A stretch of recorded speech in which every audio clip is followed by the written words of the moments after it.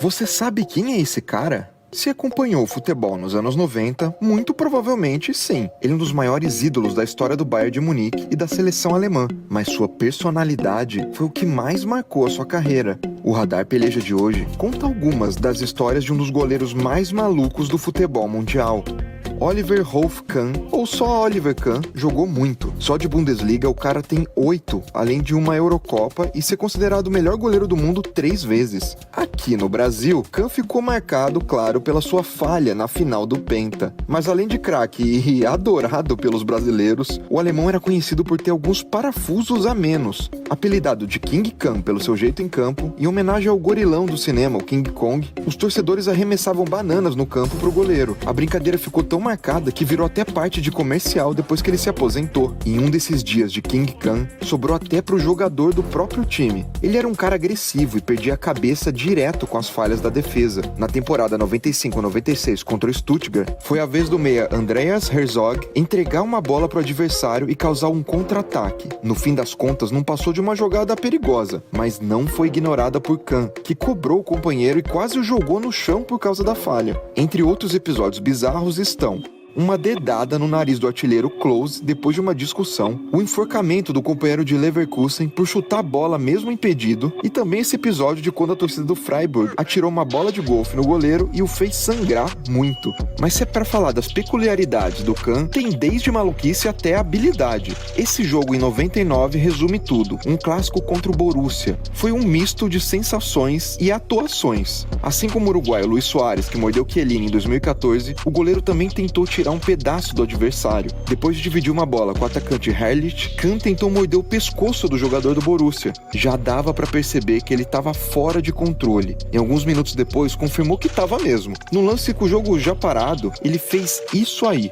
Deu uma voadora descontrolada no adversário, porém, mais uma vez, não pegou em cheio. No finalzinho desse jogo louco, empatando em 2-2, o goleiro defendeu o pênalti que salvou o time da derrota. Ele era doido, mas jogava muito. Só que não foram apenas momentos de fúria e grandes defesas que tornaram Kahn um grande ídolo.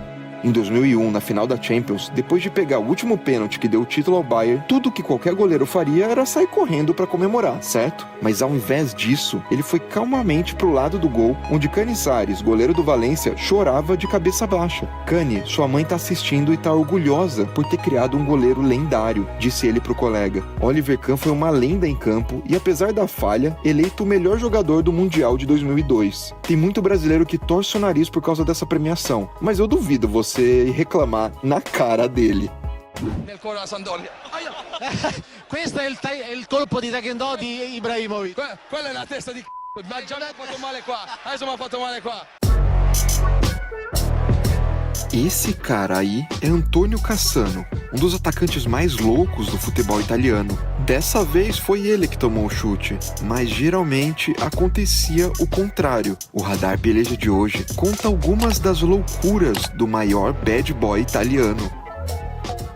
Real Madrid, Milan, Roma, Inter de Milão. Não foram poucos os que deram uma chance e acreditaram no talento de um dos atacantes mais controversos do futebol. Ele, que começou no Bari da Itália, não demorou muito para chamar atenção e foi contratado pela Roma. Foi na sua passagem pela capital que ele colecionou algumas das suas maiores polêmicas. Por ter uma infância difícil, quando adolescente, ele se envolveu com um grupo de mafiosos de Bari, o que permitiu não pagar o piso, que é uma taxa de proteção oferecida pelos criminosos. Em 2002, quando já era um cara conhecido jogando pela Roma, bandidos roubaram seu carrão, mas poucos dias depois, o mesmo automóvel apareceu intacto na casa da sua mãe, acompanhado de um buquê de flores. No mesmo ano, ele viveu algumas das suas tretas que marcaram a carreira. Apesar de ser muito talentoso, Cassano era desparafusado, e o técnico da Roma, Fábio Capello, não gostava do jeito irresponsável do jogador e inventou um termo em homenagem ao atacante, Cassanata, que basicamente significa chutar o balde. E ele não fez isso poucas vezes. Uma das cassanatas mais famosas aconteceu ainda em Roma, quando no jogo contra o Milan, mesmo vencendo, ele se descontrolou e foi expulso, mas a reação foi ainda pior. O árbitro da partida era Roberto Rossetti, um dos maiores da história, mas que naquela semana sofreu um boato de que teria sido traído pela esposa. Depois de ser expulso, Cassano não pensou duas vezes, colocou o dedo na cara do juiz e fez esse sinal. Com mais jogos de gancho por causa da provocação, o que o mantinha querido pela torcida e pelo clube, clube era o desempenho dentro de campo, principalmente na parceria com Totti. Mas o relacionamento ruim com o técnico fez com que ele decidisse não renovar com a Roma e forçar sua saída para o Real Madrid. Segundo ele, foi lá que ele viveu uma das fases mais loucas da sua vida. Em Madrid tudo era mais fácil, podia convidar mulheres a qualquer hora da noite, era amigo de um empregado do hotel que me trazia sempre 3 ou 4 croissants depois de sexo. Era a noite perfeita, contou ele numa entrevista. A vida mansa no elenco dos Galácticos acabou quando o velho conhecido Fábio Capello foi contratado pelo Real Madrid. Com o treinador, ele voltou à forma e tentou conseguir seu lugar no elenco, só que mais uma vez deu um jeito de irritar o Capello. Por ser deixado no banco várias vezes, ele foi flagrado imitando e zoando o técnico para os companheiros, o que não pegou nada bem e o fez ser emprestado para a Sampdoria. Na Samp ele virou ídolo e também foi lá que viveu um dos seus dias de fúria. Ed estrae il rosso diretto.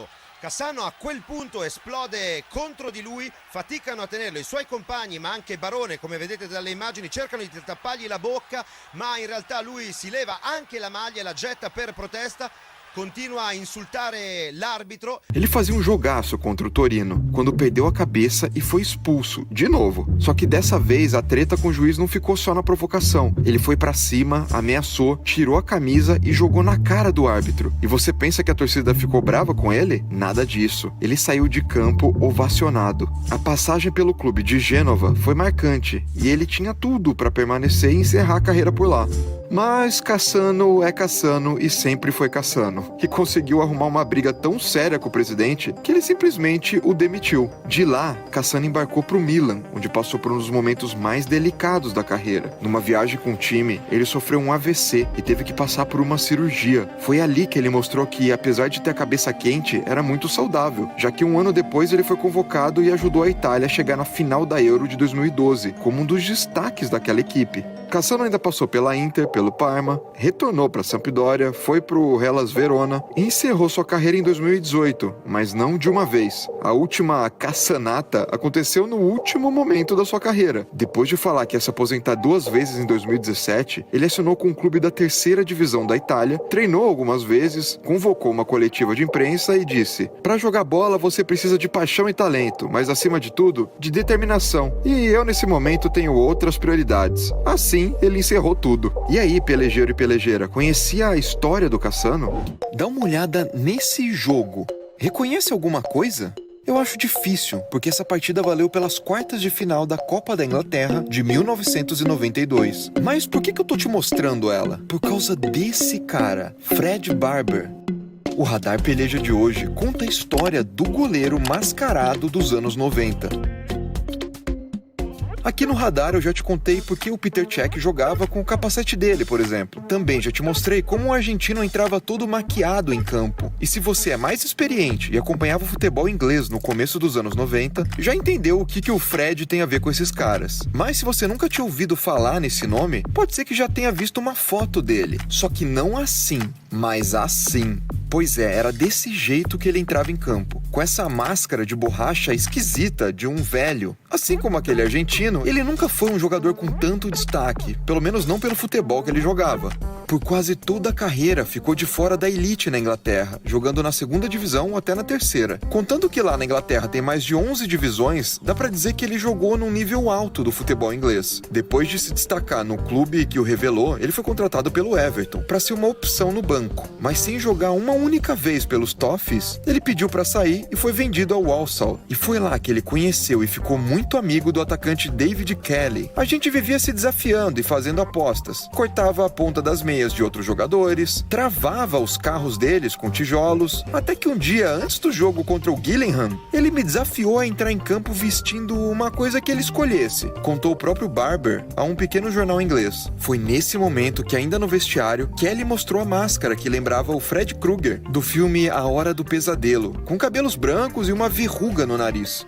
Barber topou e foi correndo em direção ao gol que ficava na frente da torcida adversária. E por causa da reação da galera, decidiu que não entraria mais em campo sem a máscara. Eles me amaram. Na hora em que geralmente eu estaria sendo xingado, eu vi que começaram a cantar o meu nome. Ser ovacionado simplesmente por entrar mascarado era a hora de destaque desse cara. Mas o momento em que o goleiro ganhou todos os holofotes foi na temporada 91-92 pelo Peterborough. O pequeno clube de uma cidade no leste da Inglaterra tinha acabado de subir da 4ª divisão para fazer história. Diferente da FA Cup, que engloba quase todos os clubes do país, a Copa da Liga Inglesa faz confrontos só entre os times das 4 divisões superiores. Mesmo assim, quando um dos clubes da 3ª ou da 4ª divisão encontra um gigante da Premier League, fica bem difícil de aguentar. E foi isso que aconteceu com o Peterborough ao chegar de forma heróica nas oitavas de final. Pela frente, nada menos que o Liverpool. Mesmo com uma distância surreal em folha de pagamento e também de valor de elenco ou tradição, deu a zebra e os Posh venceram os Reds por 1-0. O elenco que ficou para a história caiu logo na fase seguinte da Copa, mas já estava marcado como surpresa da temporada. Na Liga, mesmo tendo acabado de subir para a 3ª divisão, conquistou uma colocação que permitiu que jogassem o playoff valendo acesso em Wembley. E com Fred Barber e sua máscara bizarra, o Peterborough subiu pela 2ª temporada seguida. Durante toda a sua carreira e pelos vários clubes que passou, Fred levou sua máscara e seu amor pelos torcedores. O jogo é sobre eles. O futebol às vezes é muito chato. Eu amava poder levar um pouco de entretenimento. E ele várias vezes agradeceu de joelhos o carinho da arquibancada. Depois de aposentado, Fred se tornou treinador de goleiros e não usa mais a sua máscara, que já estragou há muitos anos. E apesar de não ter sido o maior dos jogadores, o seu jeito irreverente vai ficar para sempre na história do futebol. E você conhecia esse cara? Será que você usaria de algum marketing assim ou de alguma coisa inusitada para ganhar destaque entre as torcidas? Qual outro personagem inesquecível que era xodó de uma torcida que você se lembra? Eu já logo deixo aqui o Paulo Nunes, que vestia a máscara da feiticeira, tema do Japão quando o Palmeiras ganhou a Libertadores e que também tinha esse marketing pessoal na mídia.